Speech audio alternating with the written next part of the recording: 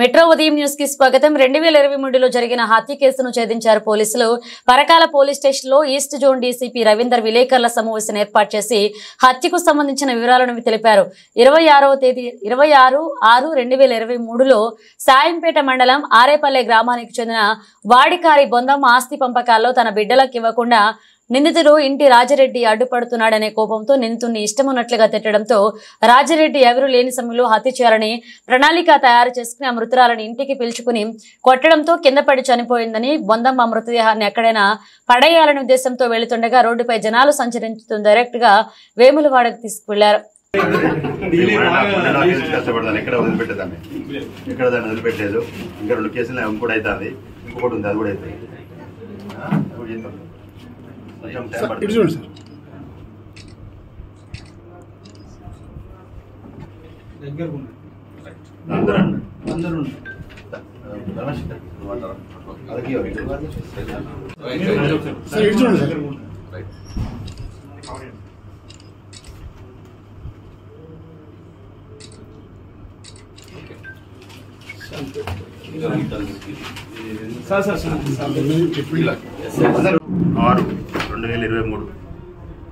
మన పరకాల 26/6/2023 దాదాపు 1.5 year 8 months back మన పరకాల విలేజ్ దగ్గర ధర్మారం విలేజ్ దగ్గర ఒక unknown dead body, women dead body మనకు ఉన్నట్టు తెలిసినప్పుడు దాని బేస్ మీద అది ఆమెను ఎవరో చంపిననేది అప్పుడు మనకున్న సమాచారం.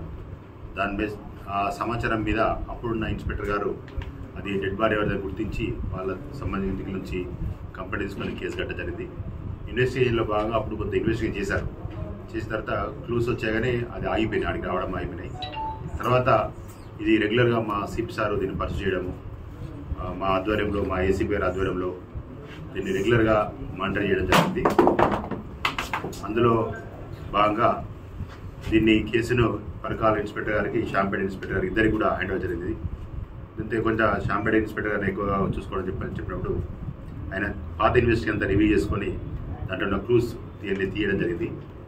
దానిలో భాగంగా అప్పుడు ఎవరు ఈ మర్డర్ చేశారని దాని మీద మేము చేసినప్పుడు మాకు అప్పుడు దొరికిన క్లూస్ ప్రకారం అప్పుడు దాన్ని టెక్నికల్గా అనాలిసిస్ చేసినప్పుడు అందులో ఈ రాజిరెడ్డి అనే వ్యక్తి దీన్ని మర్డర్ చేసినట్టుగా చేసింది. ఇతను కూడా షాంపేట విలేజే, షాంపేట మండలం షాంపేట విలేజే.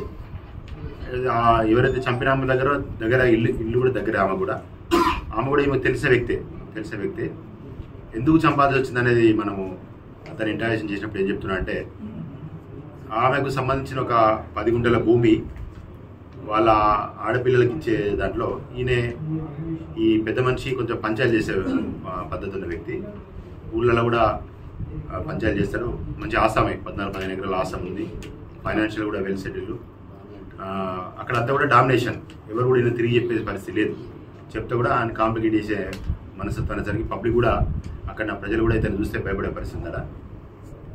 ఈయన ఏం చేశాడంటే ఆ 10 గుంటలు నీ కొడుకు ఇయ్యద్దు, నువ్వు బిడ్డలకు ఇయ్యద్దు, కొడుకు ఇయ్యాలని చెప్పి పంచాయతీ చేసినప్పుడు ఆ పెద్ద మనిషి ముసలామ కొంచెం నోరు పారేసుకుని, ఆమె పేరు బొందమ్మ, వాడికాల బొందమ్మ ఆ పేరు.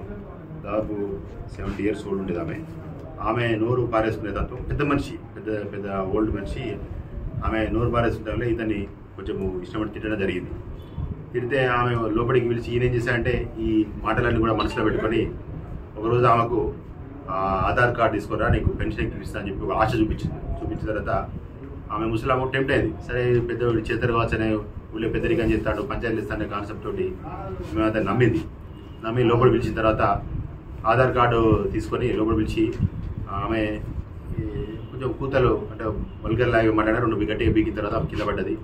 కింద పడగానే గొంతు పిసికి ఆమెను చంపేసిన తర్వాత ఈయనకు ఒక ఆల్టో కారు ఉంది. దీన్ని ఏం చేసినట్టే డెడ్ బాడీని తీసుకొని ఆ ఆల్టో కార్లో ఆమెను వేసుకొని ఇక్కడ నుంచి డైరెక్ట్గా ఆయన వేములవాడ పోయి వేములవాడలో ఉండి సాయంత్రం మళ్ళీ అక్కడ 10 గింజలు కొనుక్కొని మళ్ళీ సాయంత్రం రిటర్న్ వచ్చినాడు.